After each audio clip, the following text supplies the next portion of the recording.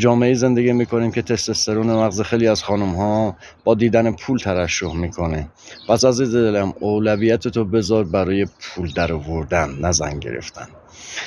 و حالا خیلی هم اگه دوست دارن مثلا ازدواج کنن، ببینید عزیزم در پیچ خم جاده های زندگی شما نیاز به یک همسفر و یک همراه و یک رفیق خوب داری. مثالی برات میزنم، جاده های شما رو با رفیقت گازش گرفتی داری میری، تو عشق گاز داری ولی اون نه، اون میخواد منظره رو ببینه، برمیگردونه که فلانی یه ذره آرومتر برو مثلا منظره لذت ببریم، و تو با همه اشتیاقت آروم میری به خاطر اون رفیقت که از منظره لذت ببره.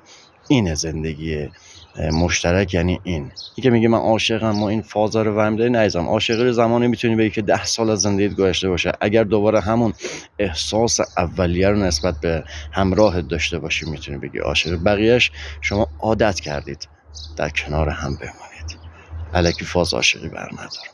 در مجموع اینو میخوام عرض کنم عزیز من، زندگی یک مسافرت، یک سفره و سعی کنیم مسافرای خوبی باشیم. سرتاسر انسان از انرژی تشکیل شده و در یک کالبد تن قرار گرفته. وقتی هم میمیریم این کالبد از بین میره ولی اون انرژی پایدار و ثابت میمونه.